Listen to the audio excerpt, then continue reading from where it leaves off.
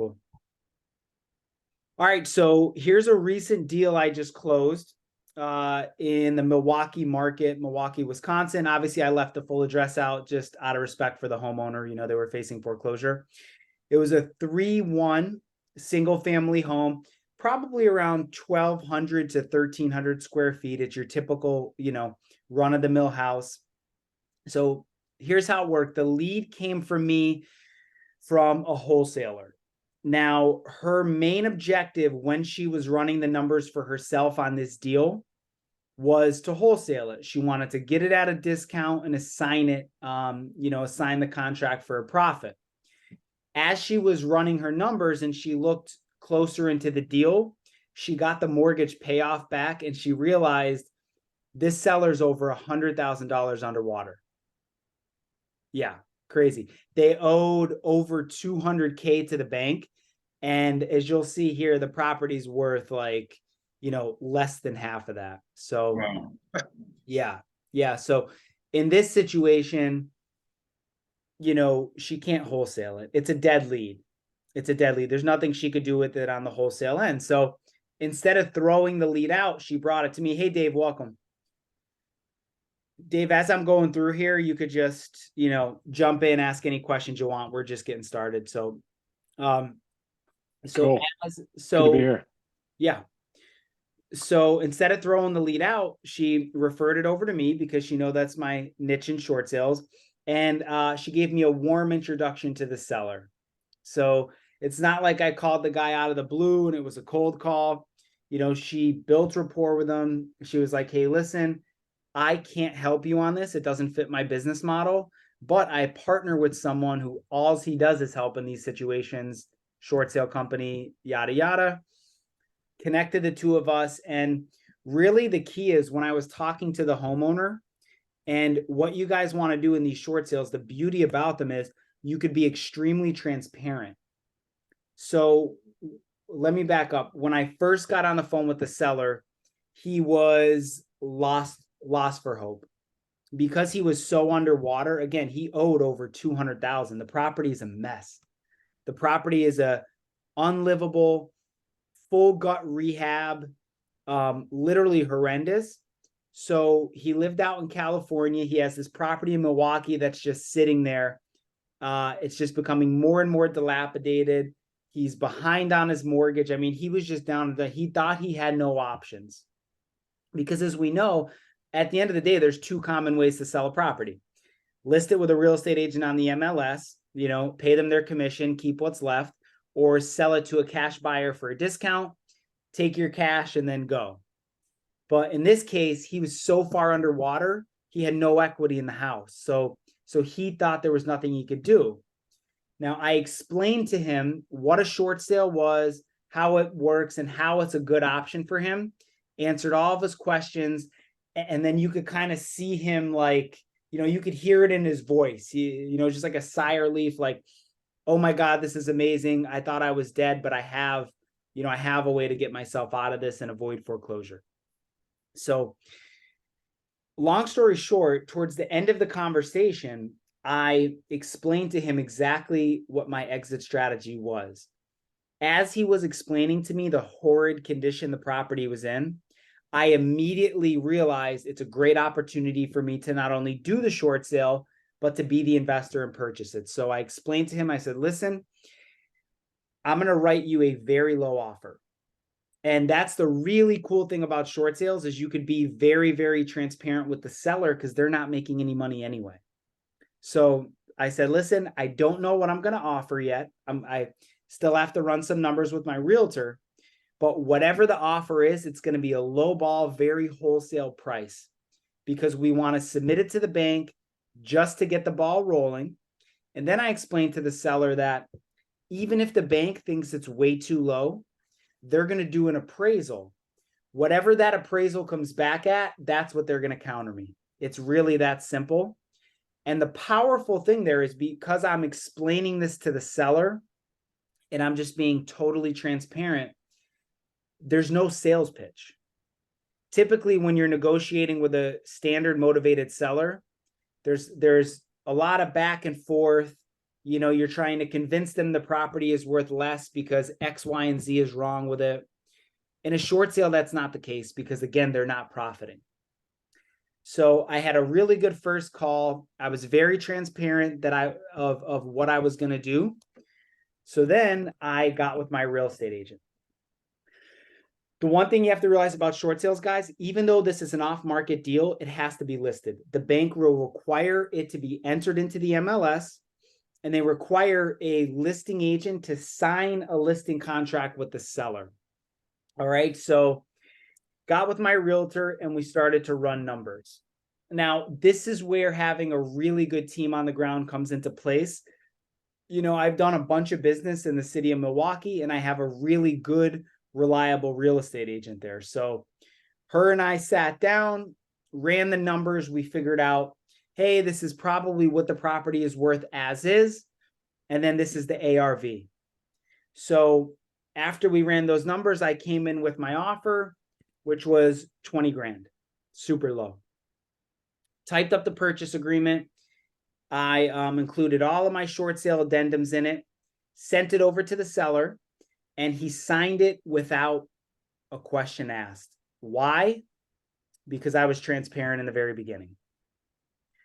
I see a mistake a lot of people make in short sales is they just assume the seller doesn't care about the price, so they write up a lowball offer without talking to them about it first. This is so key.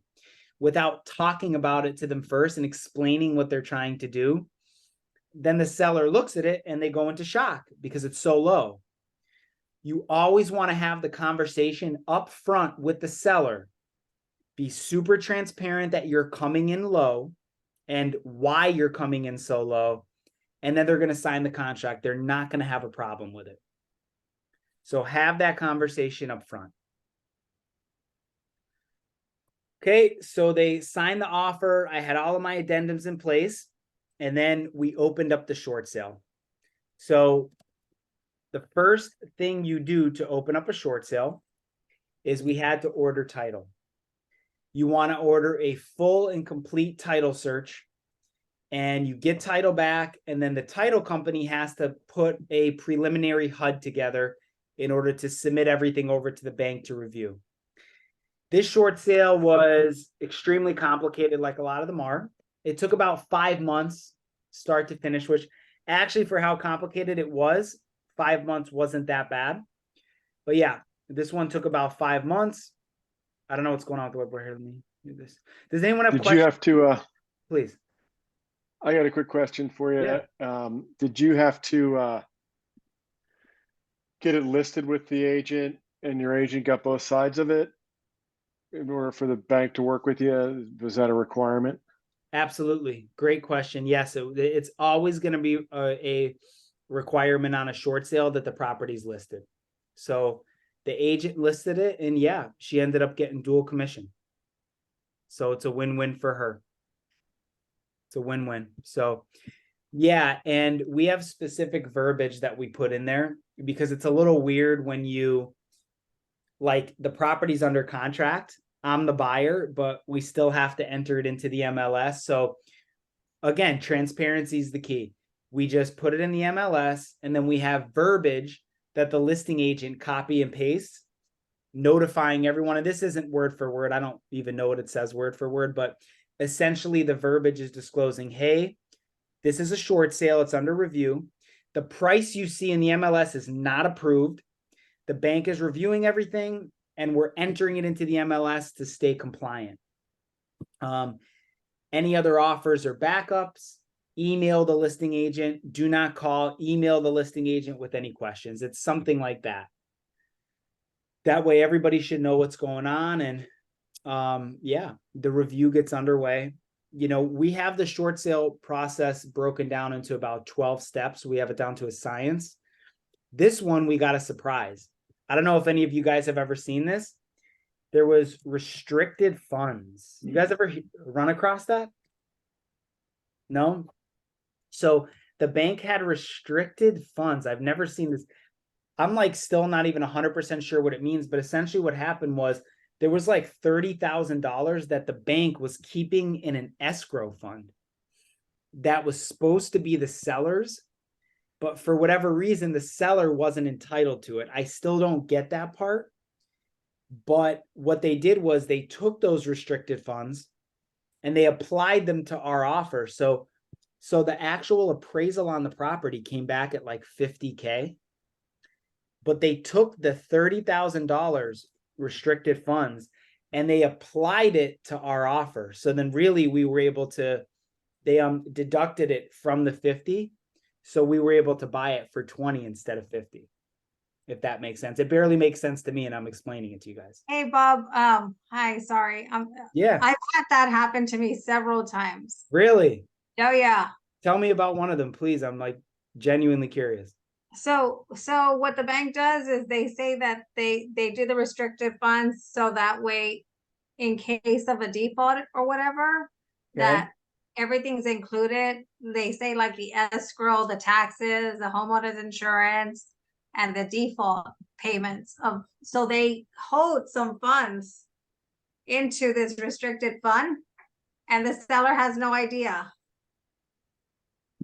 You're 100% right there. The seller was like, what? So then he was trying to argue with them, give me my money. Yeah. But he didn't get it. Yeah. Wow. So on this one, are you okay? So I'm sorry, I jumped in a little behind track, but are you doing like a subject to wholesale? Or I'm sorry, a wholesale short sale? Yeah. I'm gonna get to the exit strategy in a little, but no, that's fine. Yeah, we actually double closed this one. So actually I'll get to it now. So we ran through the whole short sale, and then our exit strategy was a double close, but be careful with short sales because you cannot double close them if they have a deed restriction. So we completed the short sale. The short sale approval letter came back. Okay, short sale approval letter.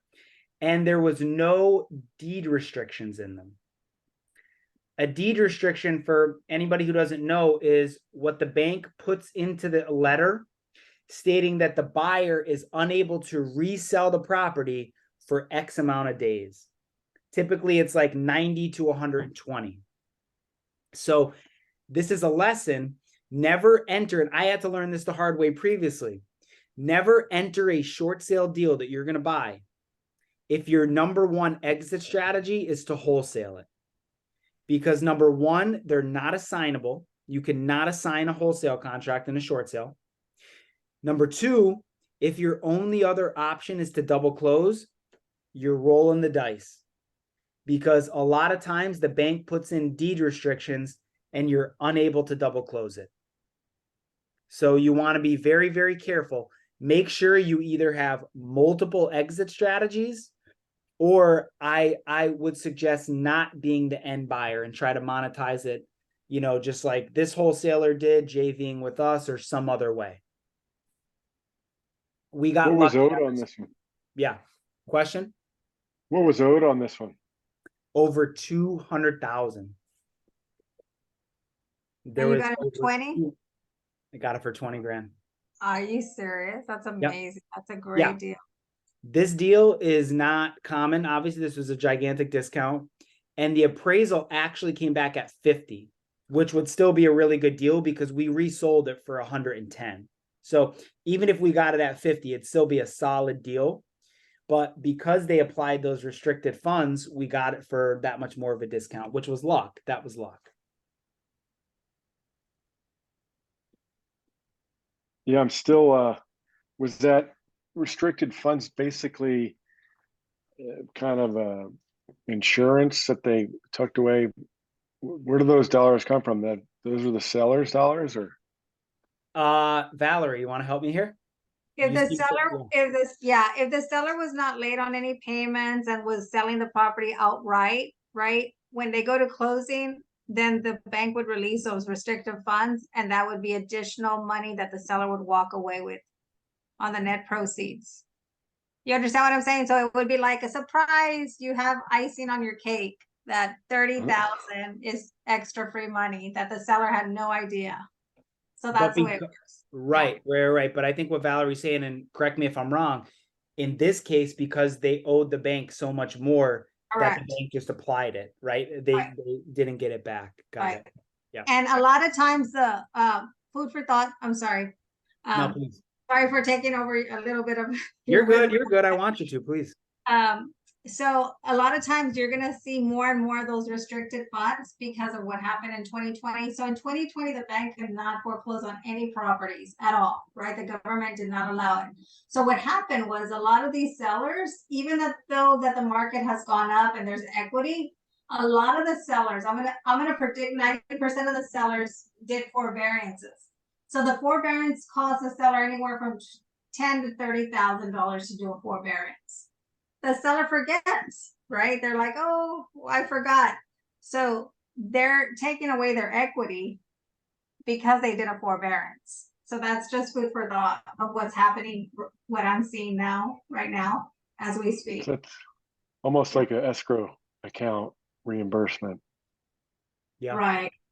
Right.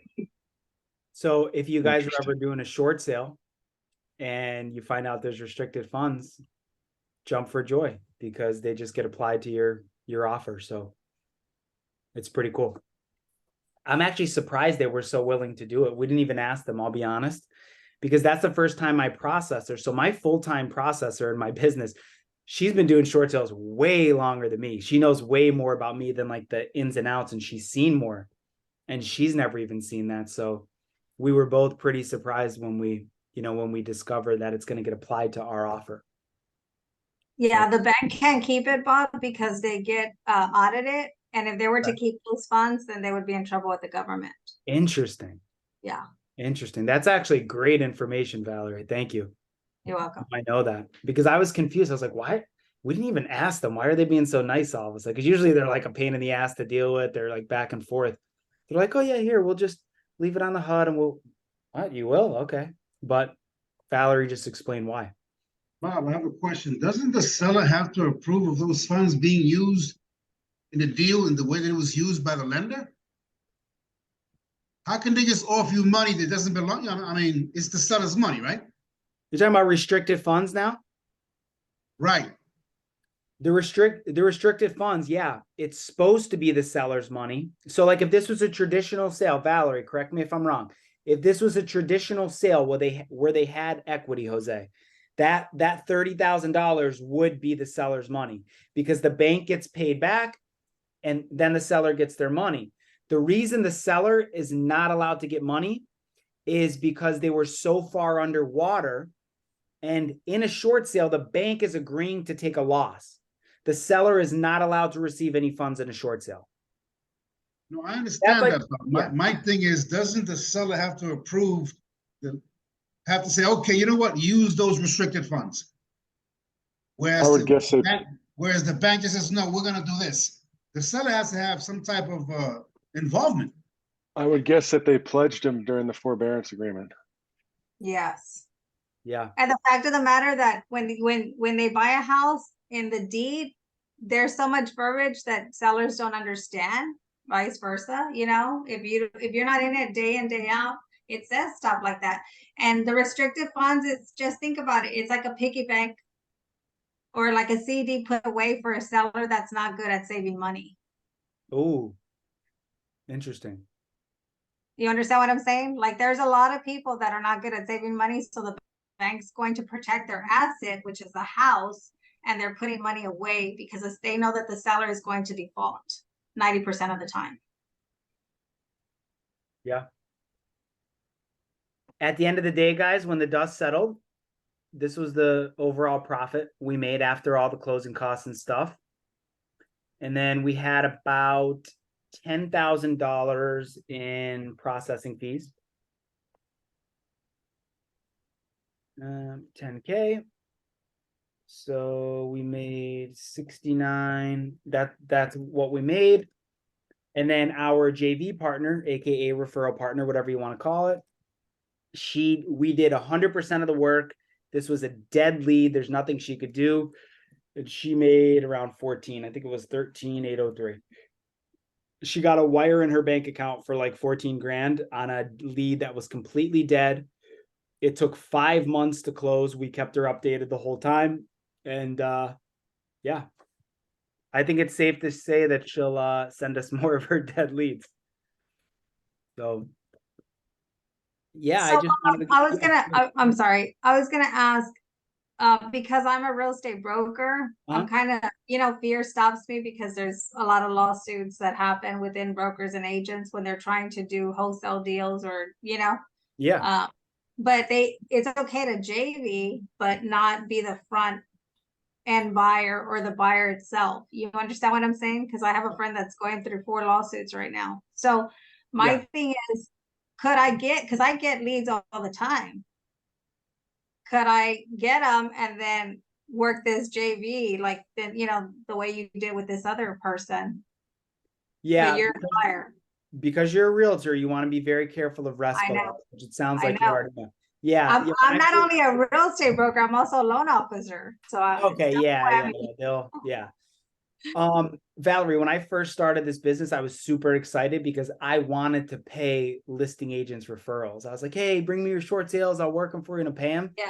yeah. And I found out quickly that I cannot do that because of RESPA. Mhm. It's a little bit different the way we structure these because they're essentially like it's a JV agreement. So they're a partner with us. You know what I'm saying? Yeah. And like it's not, like I'll actually get real estate agents sometimes to bring me short sales and say, hey, I want to list this short sale. And then I Yeah. want extra on the back end too. I was like, You can't do that. Yeah. yeah. I'm like, if I could, I would love to, but Right. both of us would get fines out the wazoo. So I can't. Exactly. Okay. Yeah. That was my question. Yeah. The reason RESPA is so strict, I kind of get it. And like, I hate government involvement in anything, but I kind of get it because you have a lot of real estate agents that were referring vendors to homeowners because they were like, their buddy John from down the street that's going to give them a kickback. So like, I get why they're strict with it. Bob, Questions. Did the Yeah. seller in this case have an attorney representing him? Because I know the lender did. How about the seller? It depends if it's an attorney state. Milwaukee is not an attorney state, so it's up to the discretion of the seller. Keep in mind too, Jose, when we do these short sales, we're not dealing with the lender's attorney. The lender always has an attorney. We don't deal, we Right. deal right with the loss mitigation department at the bank. Okay. Bob, can I refer in other states? Since I'm not licensed in other states, even though I'm licensed in Texas only, I could do that and not. Yeah. Right?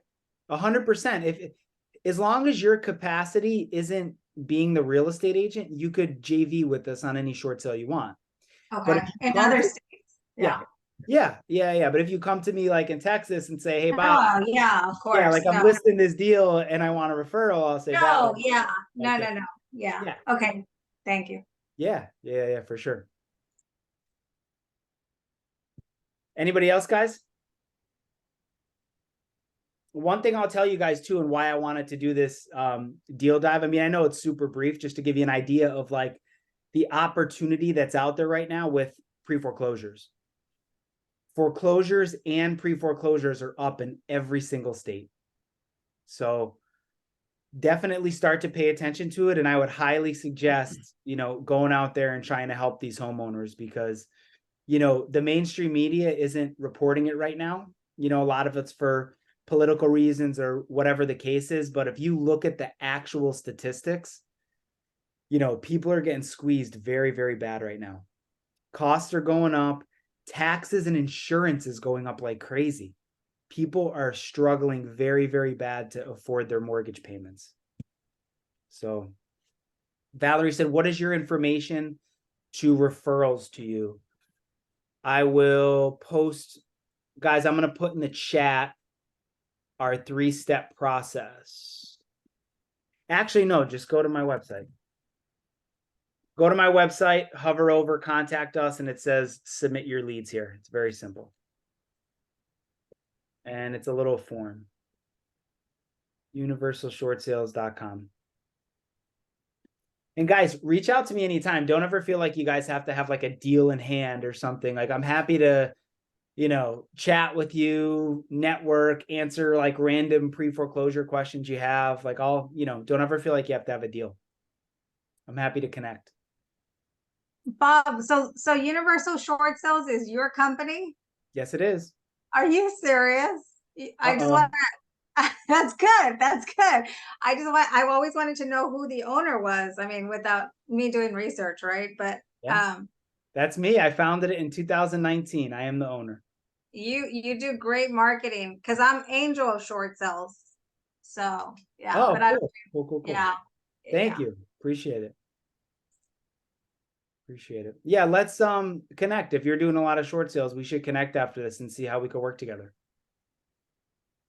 Yes, definitely. Because I have a short sale team, but one of mine has been doing it for 25 years. And so we Cool. collaborate and we always think of I get all the hard short sales in the yeah. So I love it. There's plenty of business to go around, and I'm oh always yes. lab. So we'll Yes. talk after this, Valerie.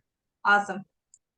Yeah, I cut my teeth in short sales in the early 2000s, and seeing them coming back on the rise here for sure, and was curious. I'm in the Denver area and local market here where, things have increased quite a bit. And so there's some people that I've talked to that just can't, they're totally hung up on the fact that they have equity when it's not really an equity position that they're in.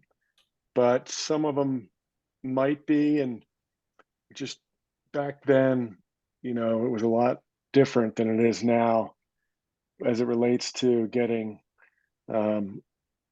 sellers some money outside of closing, whether it's for something other than the house or not. How are you guys overcoming those types of objections? So weird you brought this up.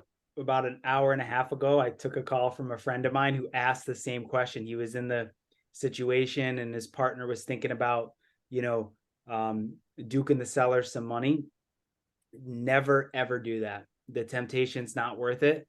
If the bank finds out you as the buyer paid the seller anything, they will consider that mortgage fraud and they will make an example out of your ass. So do not do that. Now, relocation assistance, Dave, is a different thing. Relocation assistance is when the bank, the short sale lender, agrees to pay the seller something. So that's different.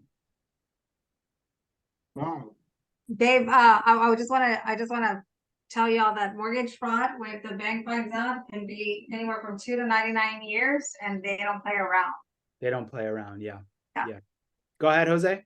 Well, Bob, for a realtor working under a broker, if I refer to you a deal like this and I make 20%, gotta split that 3 ways. Have you had realtors do that in the past?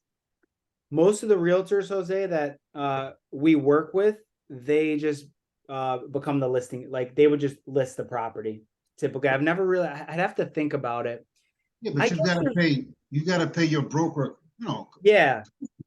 I mean, if you're, so I'm trying to think off the top of my head. We definitely have one guy that refers us a lot of stuff. He's in the Ohio market and he's a real estate agent, but he has like a We Buy Houses company too. So when he refers it, it's from his We Buy House company. He's not like, it's not associated with his brokerage, Hey, I don't have a We Buy House company. I'm Yeah. That's what I'm saying. So you would be better off, Jose, just being the listing agent on it, man, and making the money that way. That's what I would say, Because he's going to be the listing agent and the buyer's agent. So you're going to double side it, Jose, right? Yeah. That's if I buy it. I mean, on this example, obviously I was the buyer. So yeah, oh yeah. I mean, we have a third part. We have a fee-based system too, where we don't touch any of the realtor's commissions. So, I mean, you would just clear your commission. We don't touch it. And then the buyer, whoever buys it, pays us a fee. Okay. Anybody else? Questions? Yeah, I got one for you. Do you guys ever do like third-party negotiations or for someone like myself, if I found a deal, I'm not an agent, and locked it up, and then wanted to outsource all the loss mitigation processing. Do you guys offer that, or know of anybody else that offers that? 100%. Yep. We have a fee-based model that's for listing agents who would rather put it on the MLS and get the highest bid. And then that's for buyers like yourself that want to actually close and take title. Yep, it's fee based. It's $10,000 or 3%, whichever's greater. And it's only paid once the deal's done. And it's paid as a closing cost on the HUD. Great. Yep. Hey, Bob, it's been great. I've got to run. We'll Yeah, talk man. again. I'll be in touch with you. Thank you. Awesome. Thanks Have a for good day. coming. You got it. Any other questions, guys? Is that, I guess, real quick follow-up, is that, Yeah. would that be on the seller side or the buyer side? Buyer side. Trust me, if the bank agreed to pay our fee, I would have them pay the fee, but they're not paying it. So it goes to the buyer. That keeps everything kosher too, because you want to be careful, like on our end, like our contracts are very stringent because, we never want to come off as like debt negotiators or, pretending to be attorneys, any of that. So we don't charge the listing agent anything and we don't charge the seller anything. So the buyer pays the fee, but everything is disclosed and, it's transparent. And then the bank approves that. We still have the bank approve it. They just don't pay. I was gonna say that, because I have a processing company that I own, and the bank always pays my fees. I don't charge the buyer at all. What are your fees? 2,500.